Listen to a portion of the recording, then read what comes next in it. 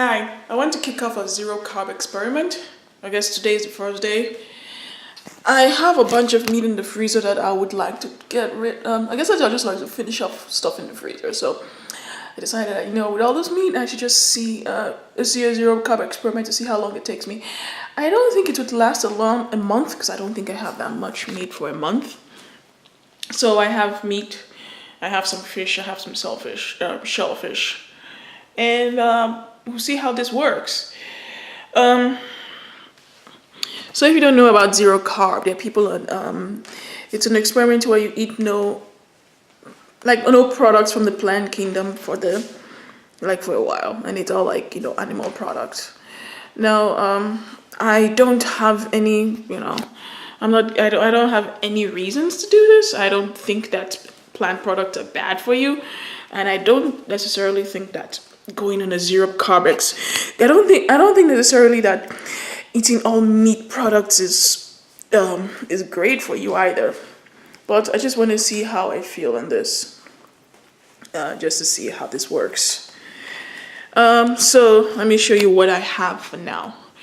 So right now, actually, maybe this first day is not going to be zero carb because there's one of my products have some meat in them, have some plant product in them. It's actually tofu. With this zero carb experiment, I don't have that much meat, so I don't think it's going to last me a month.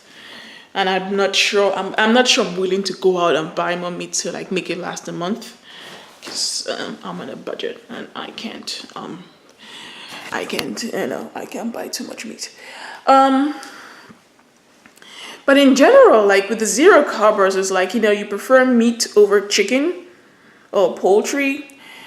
And then, so I guess the order is meat and then pork and then chicken or poultry and then perhaps seafood. I can understand the poultry part because when you look at the and then yes, if I was going to do this, if I would recommend anybody to do this experiment, I would recommend they use that their main source should be red meat, because if you look at the if you just go online and look at the nutrients of red meat, if you compare red meat to chicken, red meat wins, although it's more calorie dense, but red meat has more nutrients than chicken or poultry. But of course red meat is more expensive. So yeah. So it's going to be like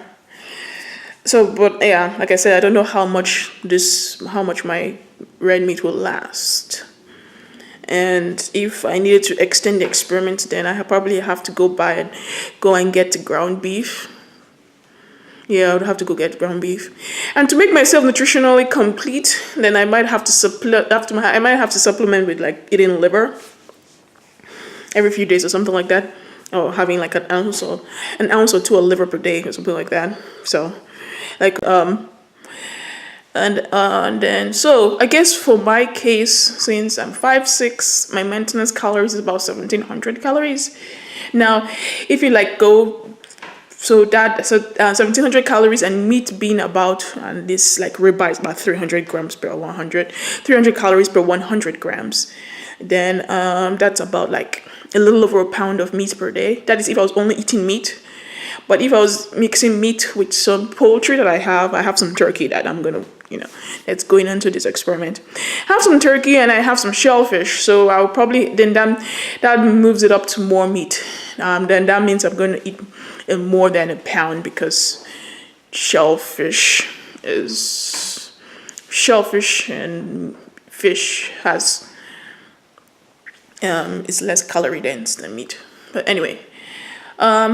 Yeah, I guess I calculated this out, but if you actually talk to zero carbers on Reddit, on Facebook, they just say meat and water and eat as much as you want, and don't forget about making sure that you're eating and forget about keeping track of how much you're eating. I'm not a zero carb fanatic. I don't subscribe to it. I'm just doing this because I need to get rid of some meat I have in the fridge, in my freezer, and I would like to empty out my freezer, so I don't care. So I'm going to keep track of how I'm eating and how hungry I am. I imagine with all the meat I might get into ketosis, which might be a problem, because I'm also, because I exercise a lot. I do a lot of weightlifting, and And the last time I tried to do a keto diet, it was hard for me to manage energy levels. There are some people, I guess I was never really fat adapted, whatever that means, but it was hard for me to balance energy levels and going to the gym. So, so because of that, I had to like get off that. I had to get off keto diet for a bit and figure out how it works for me. So now with this meat diet, I anticipate going into ketosis again.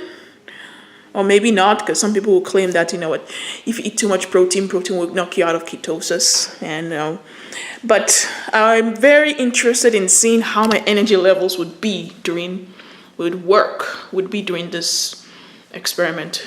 I hope it doesn't take a nosedive. But I anticipate it will take a nosedive because I'm going to lose my I anticipate I'm going to lose my glycogen stores within the next few days, and that will make me a little bit shitty for the next few days. And I hope to be able to spring back within a week to some level of some level of homeostasis within a week. So we'll see how that goes. And what else do I anticipate? And because there's issues with ketosis and all of that, and then I might anticipate issues with like my electrolytes, especially, and electrolytes become a problem, especially if you're working out a lot. You lose a lot of your electrolytes to sweat, and that's something that you have to be careful of when you're if you're working out. Now, zero carbers, at least I look at the zero carb Reddit. That's the main thing I look at there.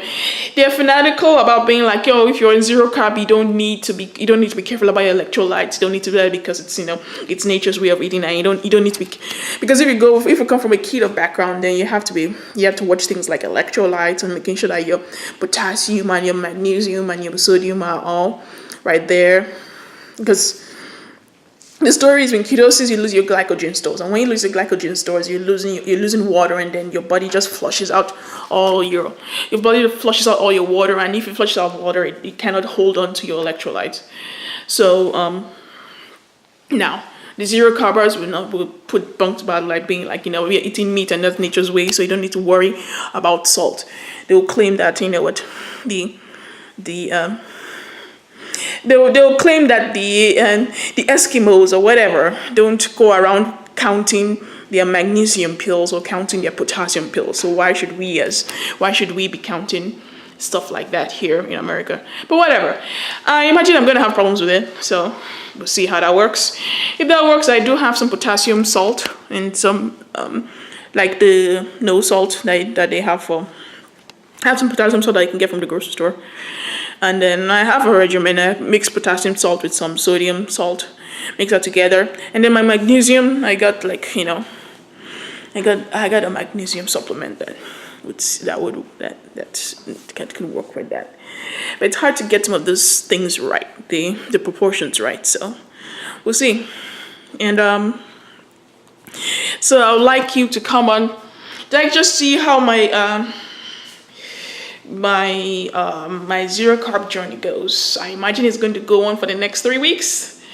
Nothing bad goes to, and I don't think that anything will. I don't anticipate me dying or something like that, but I do anticipate me being tired all the time. So I guess the solution to that is to eat more. And if I eat more, then my experiment runs shorter, because I don't think I'll be buying more meat to extend the experiment. But anyway, so yeah, I'm going to try and have my first meal of the day. So I'm going to have the ground bison. It was a concoction I made with tofu and some spices, and it's not zero carb because there's tofu in it, and there is, I believe, there's tofu in it. But so I'm going to have that. And then after I have that, and then there is the rest of the ribeye underneath that I'm going to eat for the rest of the day. And hopefully, I think that's about like 500 grams of meat in total. I hope that's going to sustain me for the whole of the day. Who knows? But if not, then I'm going to have to make more meat. I do have some meat that I have. to show you here. I have some turkey that, yeah, just to give you an idea of just how much, that way I'm going through this experiment. So like last Thanksgiving, I bought turkey. Like generally every Thanksgiving, I don't do Thanksgiving dinners, but I buy myself a huge turkey and cut it up myself. So I have this huge hunk of turkey that's from Thanksgiving in the freezer that I'm just going to I'm going to put in the, I think I'm going to put in my pressure cooker and put some salt, and then I make myself some broth. Yeah, with like the neck and everything else. So I have some turkey from last Thanksgiving. So I have some turkey from last Thanksgiving that I'm going to cut up. It's in the freezer. I'm not going to get sick or anything, but I'm going to cut up. Well, actually, it's been cut up already. It's been just in the freezer, and I'm thinking that, and I've been eating like pieces of, like, I'll have like a wing there or something like that. But now I'm just going to get rid of it. So I'm going to cook it into a broth. I'll make myself a soup, and that hopefully should, and maybe that's good, because then with the soup, I can always drink that soup when I feel like I need my electrolytes, like after working out or something like that.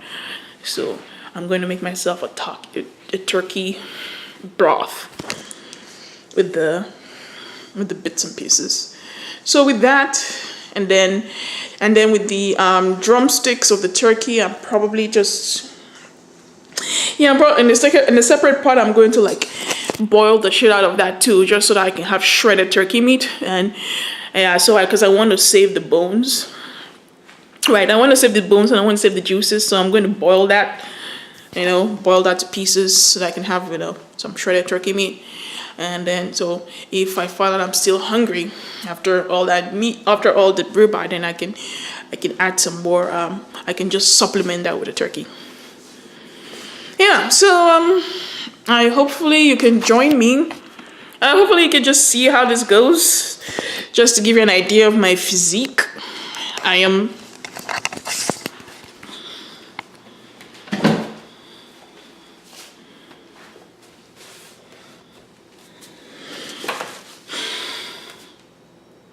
Yeah, to give you an idea of my physique, you see this right here. It's kind of like,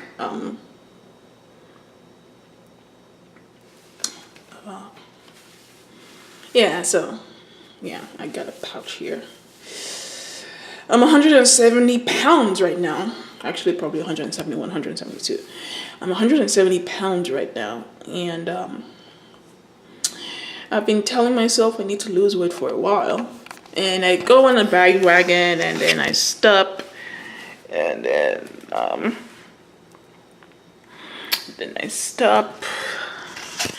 and then I go back to eating crap.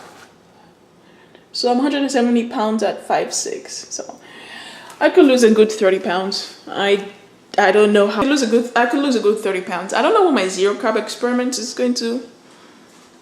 Is how it's going to help with that or detract from that. At the very least, after that, I plan to go on a very hard cut. But it's kind of been discouraging for me, like trying to lose weight, because in order to lose 30 pounds, I feel like I'm going to have to take 6 months to do that. And I can't sustain a diet for 6 months.